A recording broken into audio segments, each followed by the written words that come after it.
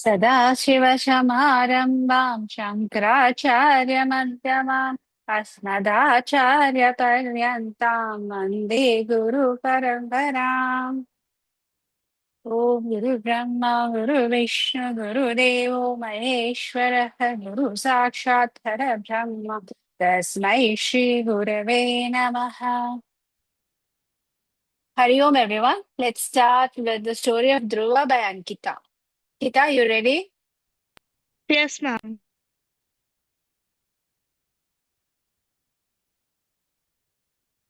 Hari Om, everyone. Story of Dhruva. The story of Dhruva is about a child who determined to find fatherly love and eventually becomes the pole star.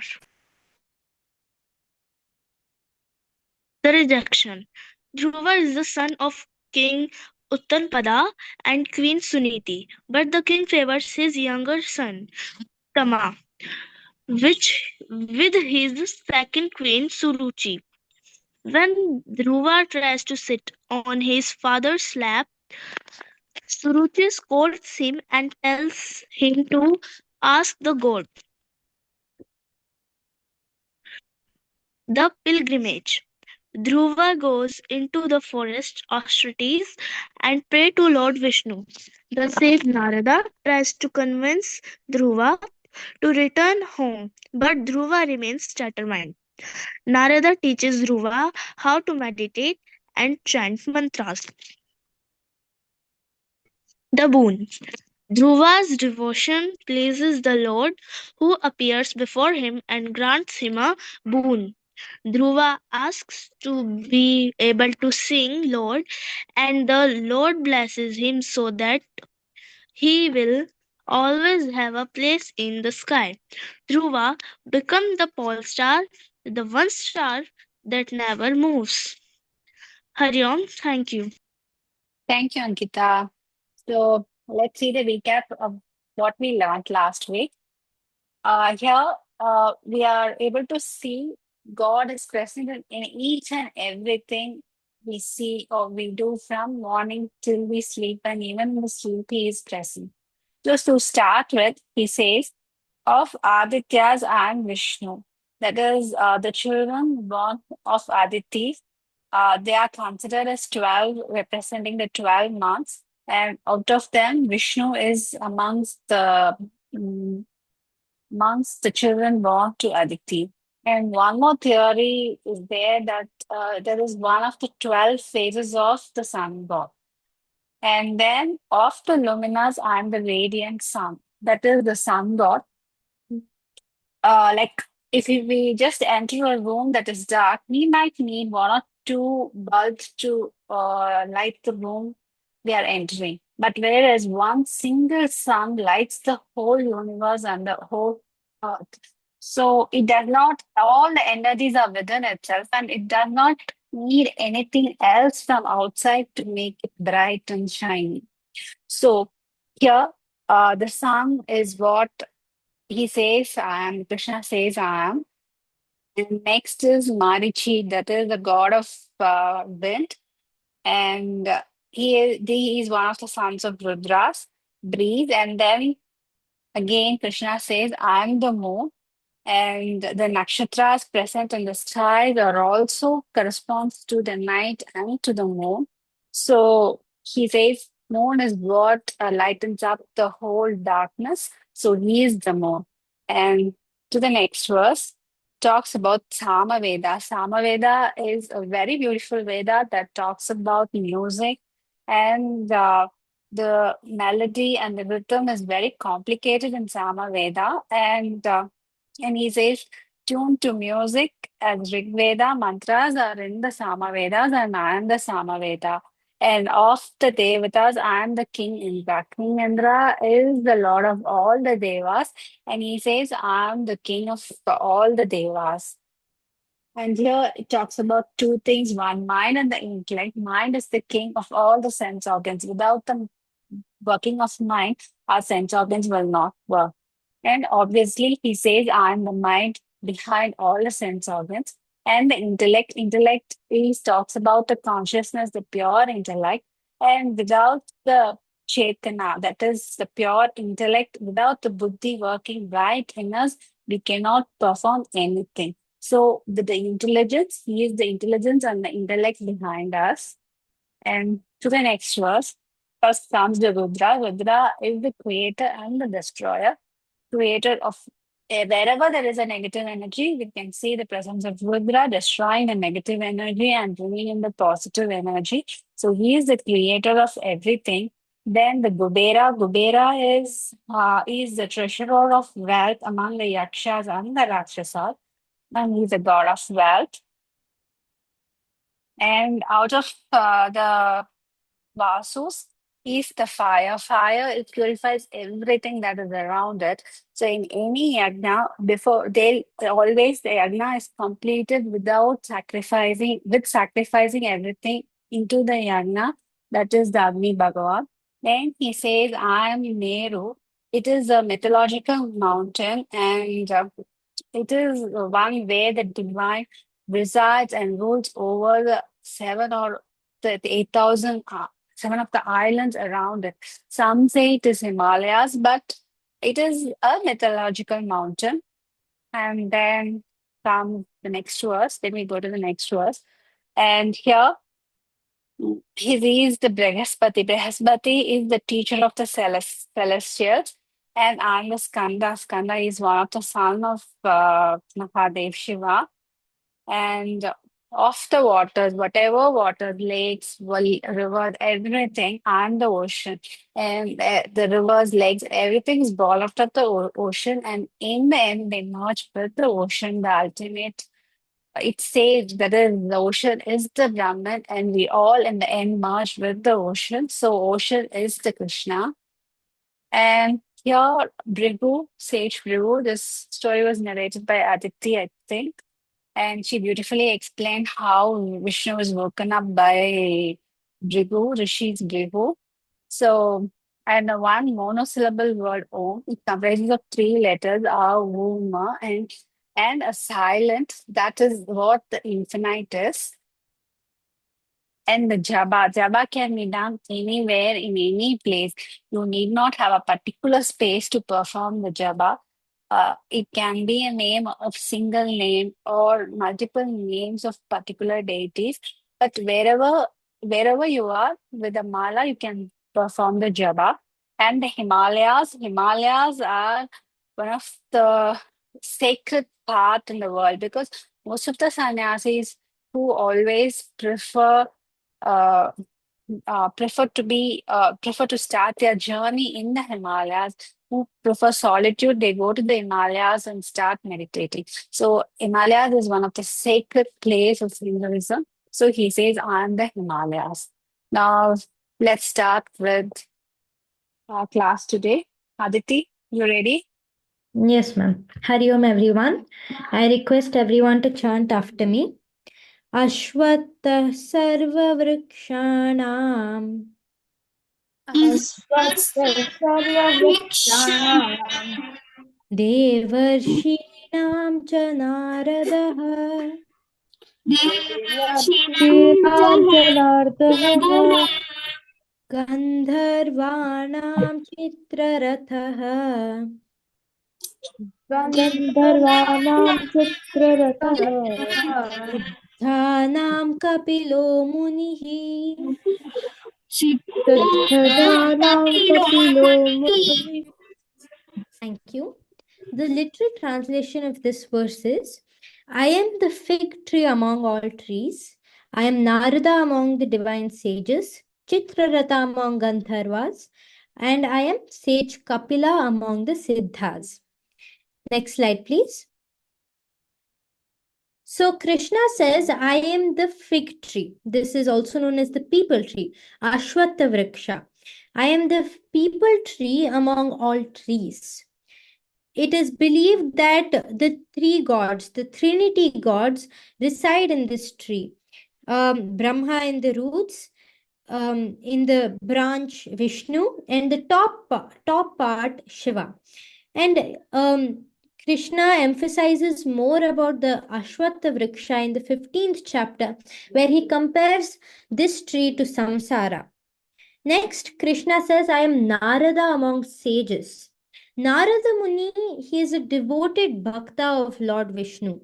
He keeps constantly chanting Narayana, Narayana. He is a divine messenger. He acts as the path between the devotee and the deity. He is also a musical prodigy with a veena, and he meditates for spiritual growth, and also continues is and aspires for universal progress. Next, Krishna says, I am Chitrarata among the Gandharvas. Chitrarata, first of Gandharvas is a celestial, it means celestial beings. So Chitrarata is known for his um, knowledge of music and art. He is also known for his radiant appearance, which is associated with grace and charm. And he is mentioned in Mahabharata, where he has conversations with Arjuna and also gives his advice and suggestions. He is also associated with nature, which is around heavenly surroundings and creativity in lush gardens, etc. Next, Krishna says, I am Kapila Muni out of the Siddhas. Siddhas are the ones with extraordinary powers, and sage Kapila has has gained these powers since the very beginning, since he was born itself. And in many pictures, he is depicted teaching his mother the scriptures and shastras. He's a jnani, who has a deep and proper knowledge of the self and the um, the shastras and Vedas. So these are the next four glories which Krishna has emphasized upon. Thank you.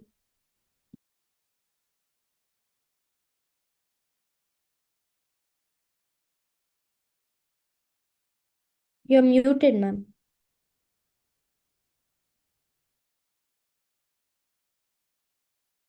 I'm sorry. Thank you, Arti. That was a very beautiful explanation. But let me just give you a recap of this verse. He said, I'm the people tree is the Ashwatha tree, and it is a very auspicious tree. And here in South India, most of these trees, under these trees, we can see Lord Ganesha residing. And Narada, he's a missionary. That is, he's Aniket, can you please mute yourself?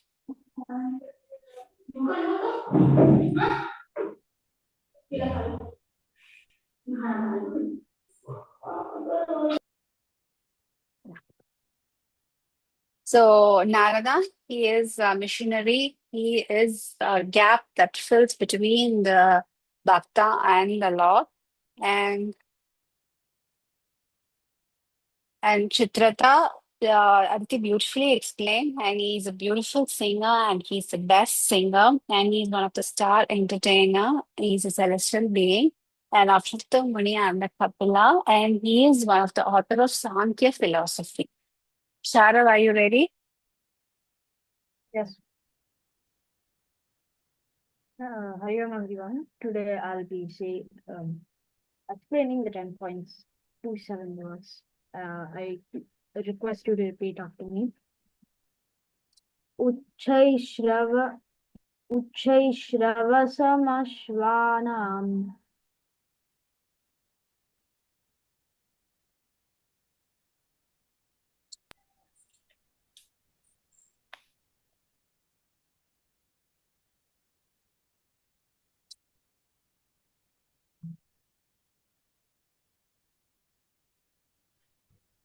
Shara? Vidhi. Yes, ma'am. Yes, Shara. Yes, please do. Vidhimamamritodbhavam वृद्धिमामविद्योतमम् Airavatam Gajendranam ऐरावतं वजिरादमनम् नाराणां च नराधिपम् नारायं शरीरादिरम्. Next slide. So in this verse, Krishna is explaining who he is amongst two species, elephants and horses. Uchchaishrava is a white-winged, seven-headed, very elegant horse.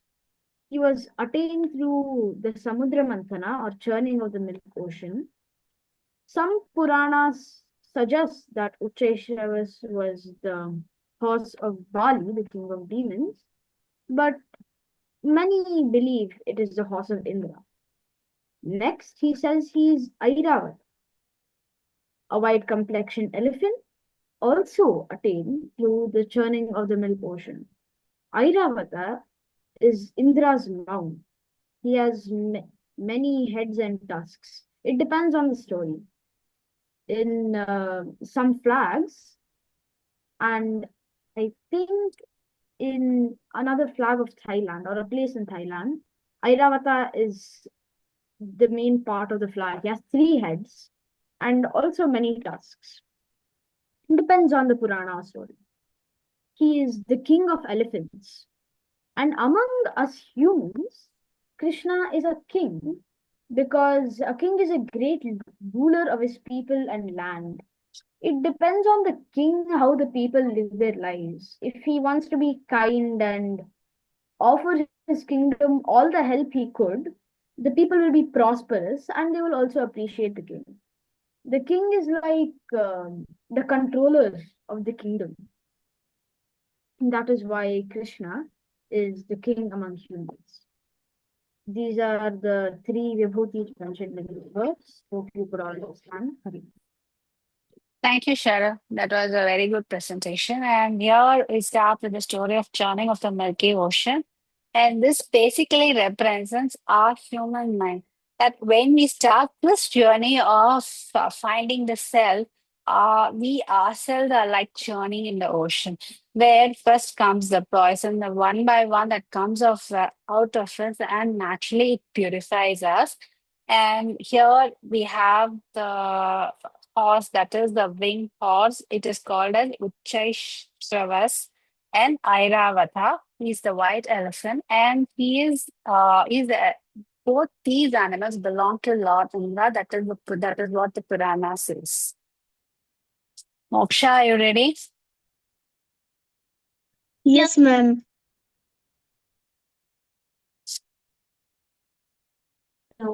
Hari Om all. आयुधानामहं वज्रम् आयुधानामहं वज्रम् धेनूनामस्मि कामधु धेनुनामस्मि कान्धुकम् प्रजनश्चास्मि गन्धर्पः प्रजनश्चास्मि कन्दर्पः सर्पाणामस्मि वासुकिः सर्पाणामस्मि वासुकिः. The short meaning of this verse is I am Indra's thunderbolt among weapons. I am Kamadhenu among cows. I am the productive passion and I am Vasuki among the serpents.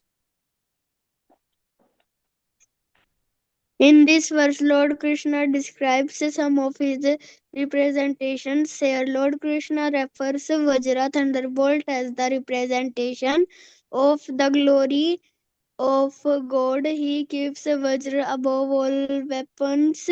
Amongst the cows, Kamadhenu best represents the Lord because Kamadhenu is a divine cow goddess who is considered the mother of all cows. Kamadeva, the god of love, is responsible for the continuance of humankind through procreation, and it represents Lord Krishna and the amongst all the serpents, Vasuki best represents Lord Krishna. Vasuki is the king of all serpents. Hari Om. Thank you, Moksha. Yeah, it talks about Vajra, the thunderbolt. This is the weapon of Lord Indra, and it has lots of stories attached to it. And then the how Kamadhenu, which this is one of the products of the churning of the Milky Ocean, Samudra Mantana. And Kamadhenu is considered as a divine cow, and it through which we can milk all our desires. And here, uh, the Cupid, that god of love, and he is the procreation, and he also represents Krishna. And here, the Vasuki, it, Vasuki is single-headed serpent, single-hood serpent, and Vasuki was the one that was used during Samudra Mantana as a rope by the Asuras and the Devas. Yakshita, are you ready? Yes, ma'am.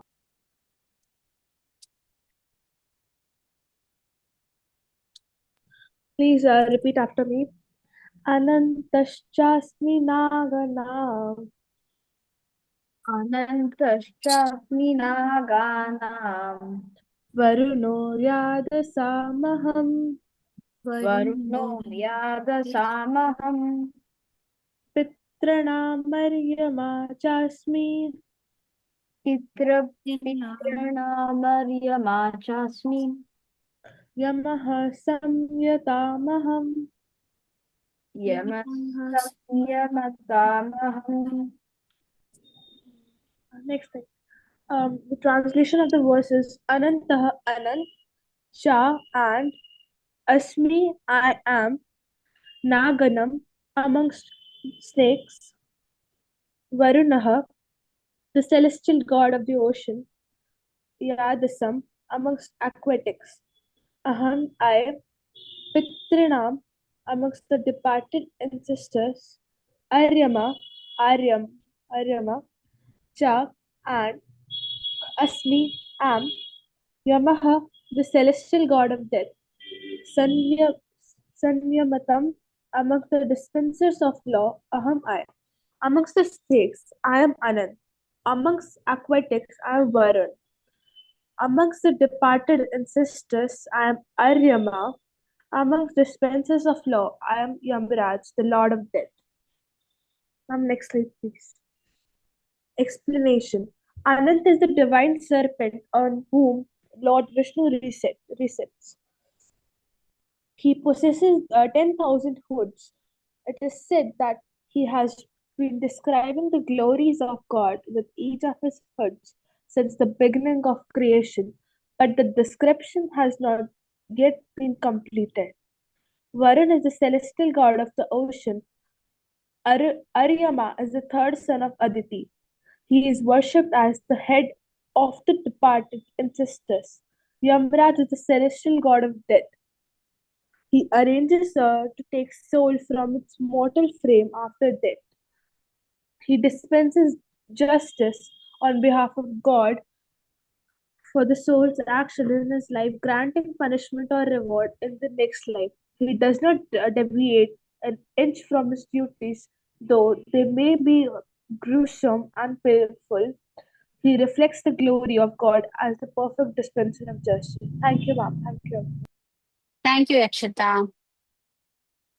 So, here Seshanaga, I am the Seshanaga. Seshanaga is where Lord Vishnu resides, and that is where the whole creation takes place. And then I'm Varuna. Varuna is the god of ocean and lord of waters, and he has half man, half fish body. And then I'm Aryama. Aryama is the goddess of Pitraloka, god of Pitraloka, and actually Aryama is one of the six children of Adityas, and one is the ruler of the world of ancestors. Then I am the Yama. Yama is the lord of death, but we can see it in a different angle. And even only when the childhood dies, we enter the teenage stage. And when the teenage stage dies, we move into the adulthood.